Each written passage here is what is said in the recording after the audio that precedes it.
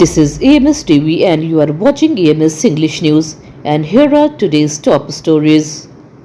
The Government of India has officially implemented the Women's Reservation Law 2023, giving 33% reservation to women in Parliament. The notification was released late at night by the Law Ministry. A Lok Sabha discussion on three related bills will continue for the second day after a 13-hour debate on the first day. Home Minister Amit Shah is expected to reply to the debate, and voting is scheduled at 4 p.m. Opposition leaders including Rahul Gandhi and Mallikarjun Kharge are holding meeting inside the Parliament complex. Congress leader raised concern about seat changes due to delimitation. Prime Minister Narendra Modi assured that no state will face discrimination and called it a strong guarantee by his government. Home Minister Amit Shah explained how Lok Sabha seats may increase from 543 to 850 after delimitation.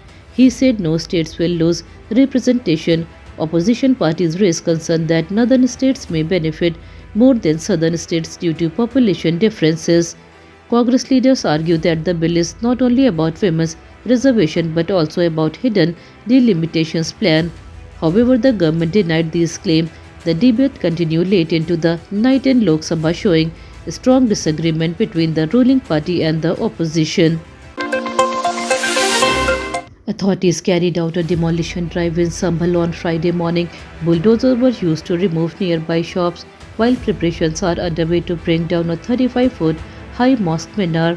A worker was seen climbing the structure as a Hydra machine was brought to the site. More than 50 police personnel have been deployed to maintain law and order. Barricades were placed to restrict public movement in the area. Officials say the action is part of an enforcement drive while the situation remains under control. Assam Chief Minister Himanta Biswa Sarma made a controversial statement during a rally in Cooch Behar. He said illegal immigrants from Bangladesh are being pushed back from Assam. He also accused Mamata Banerjee of allowing them into West Bengal. His remarks have created political tension. Opposition leaders criticize his language and statements. The issue of illegal immigrants has once again become a major political topic before elections, especially in eastern India. Actor turned politician Vijay has released the manifesto of his party Tamilaga Vetri Kazhagam for upcoming elections. He promised 6 free gas cylinder every year and Rs 2,500 monthly support for women under 60. He also announced financial help for poor women during marriage, including gold and silk saris. These promises aims to attract women voters in Tamil Nadu. Political experts say such welfare scheme may strongly influence the election campaign. US President Donald Trump said that Iran is ready to hand over enriched uranium to the United States. He claimed both countries are close to a peace deal. Speaking at the White House, Trump said the agreement could reopen oil supply routes and stabilize the region. He also mentioned a possible visit to Pakistan if talks succeed. However, Iranian media denied these claims, calling them false. The situation remains unclear as both sides give different statements. A tragic helicopter crash in Kalimantan, Indonesia has killed all 8 people on board. The helicopter lost contact just 5 minutes after takeoff from a plantation area. Rescue team faced difficulties due to dense forest and hills. Authorities confirmed that parts of the wreckage were found about 3 kilometers from the last contact point. Emergency teams are still working in the area. Officials say weather and terrain may have contributed to the crash. Investigation is ongoing to find the exact cause of this deadly accident. In a major move, Nepal has started its biggest investigation against corruption. The government led by Balan Shah has formed a 5-member judicial panel. This panel will investigate assets of top leaders and officials from 2006 to 2025. The probe includes 7 former prime ministers, 3 presidents, members linked to the monarchy, and around 100 ministers and officials.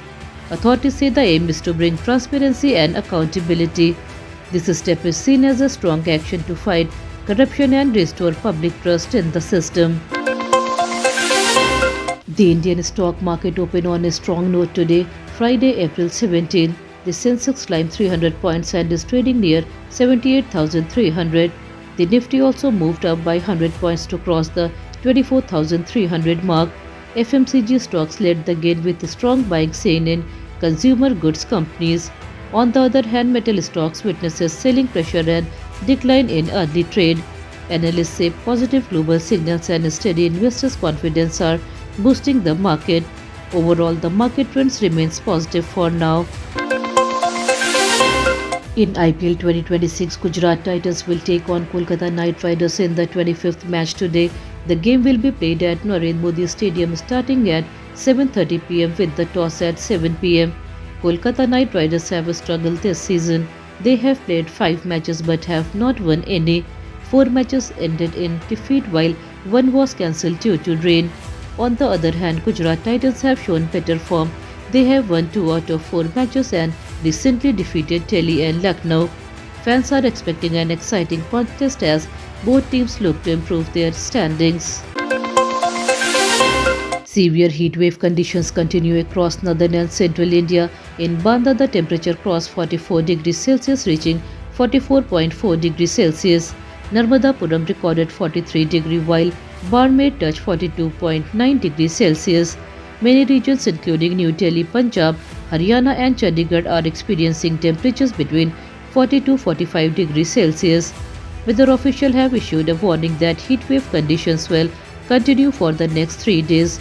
States like Madhya Pradesh, Chhattisgarh and Maharashtra are expected to face intense hot winds.